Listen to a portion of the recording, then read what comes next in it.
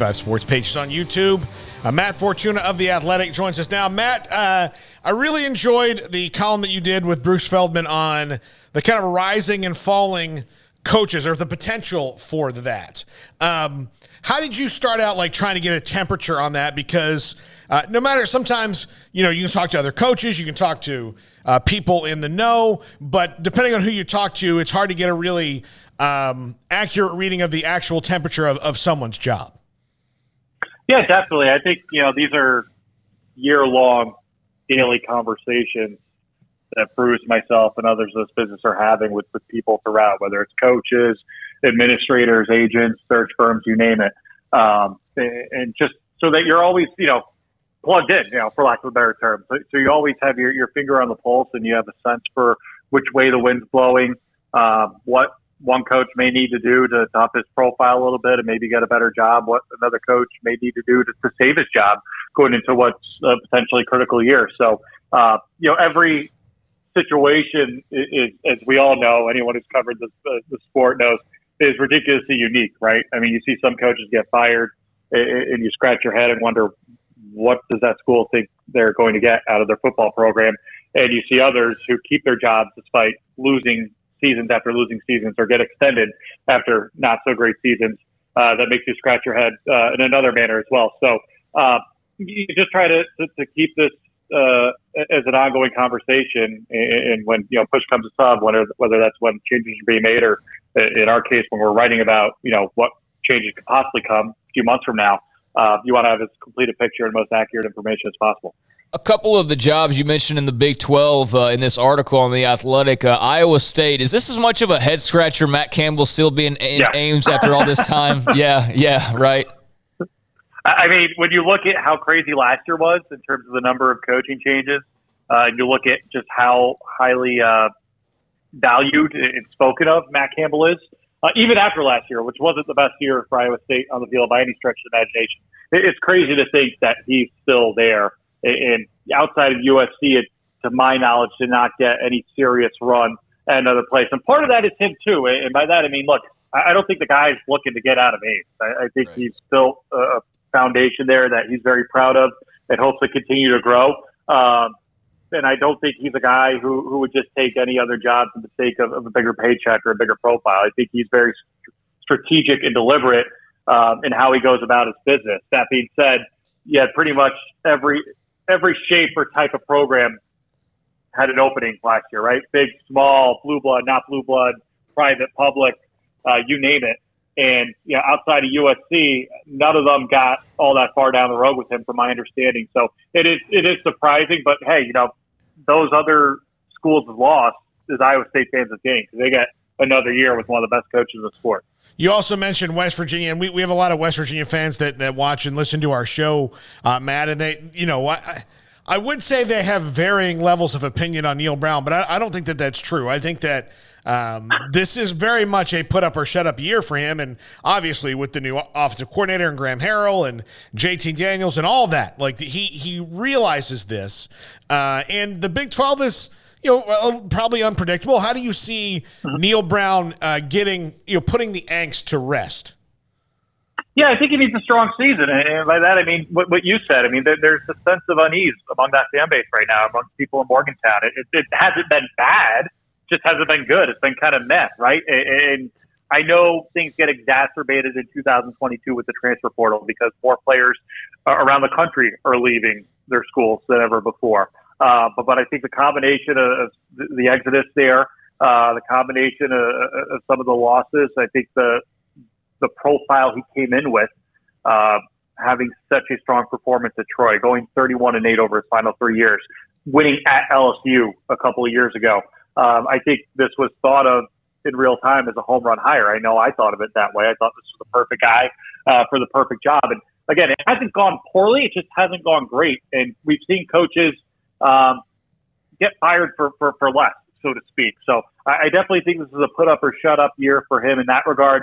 I do think, for better or for worse, that opener against Pitt, who I'm still not sure how good or bad they'll be, especially now with Jordan Addison out of the picture.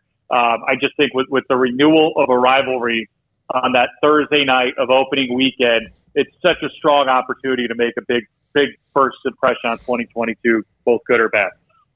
We got some scheduling announcements, Matt. It's kind of like the next chapter in that long summer grind. We'll have media days here pretty soon and, all of that jazz. Obviously notable the Texas around in these parts, that Texas-Alabama kickoff being earlier in the day. I know there's been some kind of back and forth on that, but a lot of other matchups. What kind of jumped off the page to you, if anything, from these scheduling announcements? Yeah, I mean, in your backyard, it's not Big 12 country anymore, but Miami, Texas A&M, 9 Eastern time in Week 3 on ESPN. That one is late. Lincoln Riley's USC debut is going to be on the Pac-12 network against Rice. I know that league needs to do everything it can to pump up its own product, its own network, but given that no program has been talked about more this offseason, there is more a mystique or intrigue about it than USC. I don't get the Pac-12 network. Most people I know don't get the Pac-12 network. I don't know if that changes between now and September 3rd, but if it does, it looks like a lot of us will not get a chance to see Lincoln Riley and Caleb Williams during their debut together in Southern California. This was more of a local one here, but Notre Dame played Navy on ABC or ESPN at noon. That game has been on CBS as long as I could literally look up, which was to 1998, and I believe it went back even further. As far as when it's a Navy home game, obviously the home games for Notre Dame have been on NBC, but that's a big group for ABC and ESPN. No big noon kickoff in Week 1. I figured when there was the Joe Buck trade, I don't know if you remember that, when basically Fox let Joe Buck out of his contract a year early to go to ESPN, they got as a bonus kind of a right to first pick in the college football draft. And apparently they took Penn State Purdue for that Thursday night game. And I don't know if Notre Dame, Ohio State that weekend was not available to them for some contractual reason, because I'd have to imagine that's going to be the biggest game of opening weekend, especially when you consider that that's Marcus Freeman's debut and he's going up against his alma mater at Ohio State. So there's not a whole lot of other games that would make sense from a Fox standpoint in that big noon category for that opening weekend. But I was surprised nonetheless to see them not have a big noon game that Saturday. Ireland, another local one for me. Not that Ireland's local, but Northwestern playing Nebraska is going to be 12:30 Eastern time in Week 0. That's 5:30 Ireland time, whatever time zone that is, for the locals there. But again, the most recent Ireland games we've seen have all been at 7:30, 8:30, 9 a.m. Eastern time. Now those were all in traditional Week 1 Saturday mornings and not in their own essential window in Week 0. But guess we got to wait 5 extra hours for the college football season to start than we previously thought we would because it can't get here soon enough. But there's always a few fan bases that are going to feel jilted by announcements like these. There always going to be a few head scratchers, but there's so much fine print with these TV deals that most of us aren't even privy to as far as how business gets done when it comes to picking which teams play in which broadcast windows. Matt, Notre Dame has started to make waves this offseason. Right now, they currently have the number 1 ranked recruiting class, and obviously we have a long way to go for that. But one of the things said about Brian Kelly, and he kind of said was kind of mutual out the door, was he had kind of said, "Look, I've gone as far as I can go at Notre Dame, and there's some." There's things that are kind of a ceiling for recruiting there. And Marcus Freeman doesn't seem to feel that way. Why can Marcus Freeman not have a ceiling and Brian Kelly can? Yeah, that's a very astute observation. What I would say is accurate so far. Look, I think they're two guys in two different positions of their career, first and foremost, right? Brian Kelly's going to be entering his 32nd year as a head coach, and Marcus Freeman's going to be entering his first. Brian Kelly it's easy to forget right now, but when he took over in 2010, this was a broken program, right? The question wasn't, why can't Notre Dame win a national championship? It was kind of like what Nebraska is now, right? It was, will they ever be relevant again? Will they ever be competitive on the field again? And he answered that in the affirmative. He made 2 college football playoffs, played for another national championship in the BCS era against Alabama. Obviously, his Jimmies and Joes were not up to par with the Jimmies and Joes of Alabama, Clemson, and all the other teams we traditionally have seen win the national championship year after year in this era. But I do think there was a sense of, he built this program. He probably personally thought he had taken it as far as he can take it. He probably, at the age of 60, needed a rejuvenation himself. 12 years anywhere is a long time, especially at a job that's a pressure cooker like Notre Dame is. But when you bring in a 36-year-old like Marcus Freeman, who already has a reputation for being a tremendous recruiter, and you have a program that's coming off a New Year's Six appearance and a college football playoff appearance the year before that, I mean, no one's really missing Brian Kelly in Notre Dame right now because of the Marcus Freeman excitement, but they're definitely indebted to him for what he did building that program and putting it into a position where you have a new head coach there who genuinely believes he can come in and take this place to another level. Most of the groundwork has already been laid. It's a matter of getting more talented players in there. And I think that only happens with collaboration across the athletic department and campus. And that only happens, I think, when everyone is up for it and when there's a lot of energy and there's new voices and there's new faces. And, Brian Kelly, for better or for worse, was kind of set in his own ways there. He was not, by any stretch of the imagination, a relentless recruiter, at least compared to some of the peers he'll be going up against in the SEC every year. And that's been the complete opposite of Marcus Freeman, really, from the time he got to Cincinnati. This guy has been known as a tremendous recruiter. He's approached Notre Dame as a place that can get you entry into a lot of places and into discussions in a lot of places based on their brand and their history, as opposed to what it was viewed as under the understaff, which is, hey, our hands are tied. We can only take X number of top 100 players every year because of our academic requirements. So I think he's much more open into going after the best player than seeing if that player is a fit for Notre Dame and choosing to whether or not to move forward. Whereas before, I think there was a bit of an outright dismissal and a bit of a labeling as far as these are Notre Dame guys, these aren't Notre Dame guys. And as we've seen, they've run a damn good program doing it the way they have the last 10 or 12 years. But there's still another level that they need to get to if they hope to bring home a national championship. Matt, you and Brody Miller had a piece a few days ago on the whole Jimbo Saban dust-up or disagreement, whatever you want to call it. You obviously talked to a few people. What was kind of the the prevailing theme, or maybe what is something that stood out to you in talking to others about that little exchange between Saban and Fisher? You framed that as delicately and as nicely as I think anyone has in the week since it happened. It was enlightening. These are two guys who have been around the block, who have worked with a lot of people, and a lot of whom we were fortunate enough to speak to last week. And I think I wrote a separate piece on this week on kind of how there have been so many mentor-mentee relationships among the coaching ranks that fall apart once those guys become competitors, and this one is no different in that regard. I think when you've got two type A personalities going at it, whether it's on the same staff or against each other in the same conference, that's obviously going to breed resentment. I think what was unique in this case is talking to people from that time at LSU, you had a defensive-minded or a head coach with a defensive background in Nick Saban, coaching an offensive coordinator in Jimbo Fisher. And at that time, that was a pretty broken program, LSU. It's easy to forget about right now because they've won 3 titles with 3 different coaches since then. But LSU was in a pretty dark place before Nick Saban got there. He turned them around pretty quickly, and he kicked off a lot of people along the way, as I think we all know. But stories behind the scenes, whether it's Jimbo Fisher, he wants to show his genius. He wants to show off his talent as offensive coordinator. Nick Saban, as a defensive guy, as a head coach, is going to limit what the offense is scripted to do in practice because he wants to give his defense the advantage. So there are a bunch of little things like that I think are easy to see build up the resentment level over time. And I think now that they're in the same division, going after the same recruits every year, Jimbo Fisher just beat him on the field last year, the first time Nick Saban had ever lost to a former assistant of his. There's a lot of deep ties there that are really hard to untangle. I was still shocked to hear Nick Saban say what he said because the guy's always been very calculated and strategic and smart in how he chooses to say what he says publicly. He always says stuff with a purpose. I don't think this was something said with any purpose. I think it was a lapse in judgment. I think the fact that he went on Sirius the next day and essentially apologized for it shows that it was a lapse in judgment.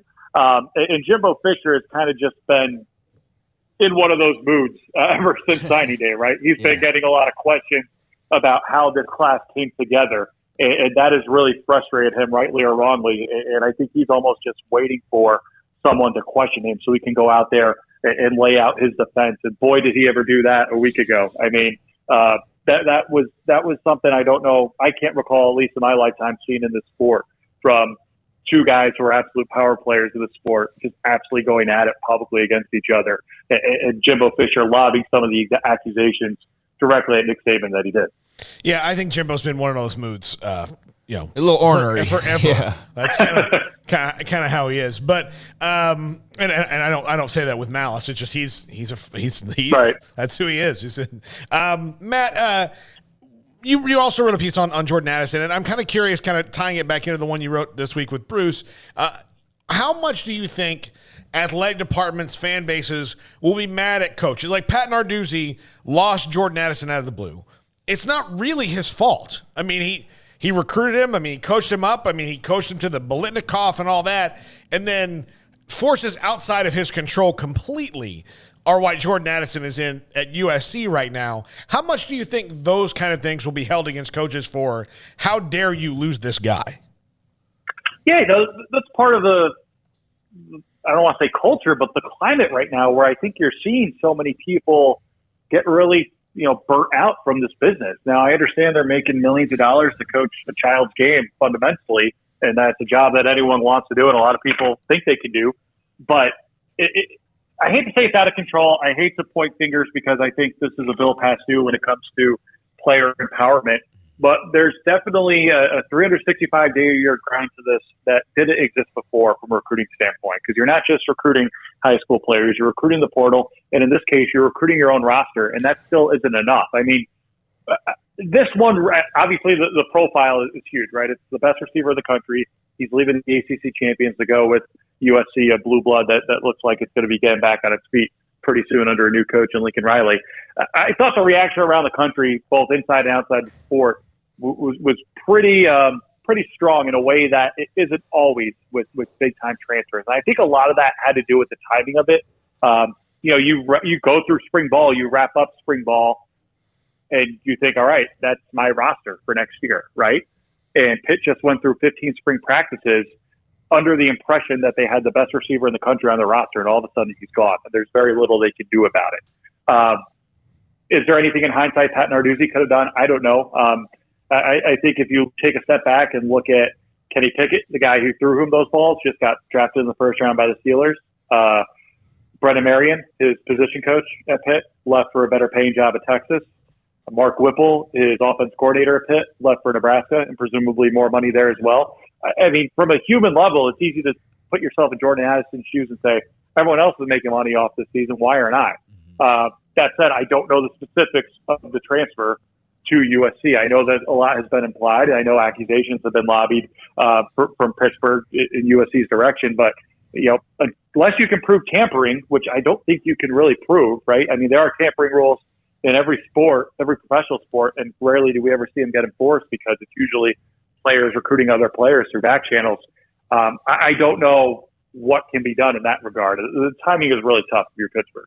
Matt Fortuna of The Athletic. Matt, thank you so much for joining us. Always great to have you. Thank you. It's Matt Fortuna of The Athletic, one of the great subscription sites. I think we all have it, and you can always get a deal.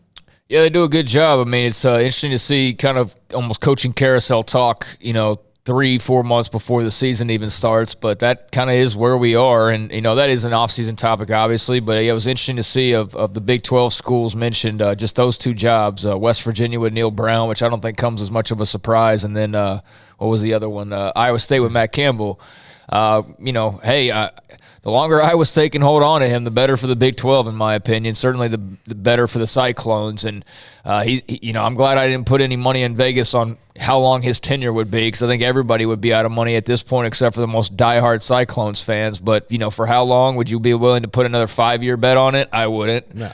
But for all we know, he could be there in 5 years. I mean, at this point, that would be shocking in some ways, but. Yeah, I mean, that's definitely a guy you have to look at, not on a hot seat, but on a when, if he'll ever go somewhere. But Neil Brown's certainly on the hottest of the seats when it comes to current Big 12 coaches. He's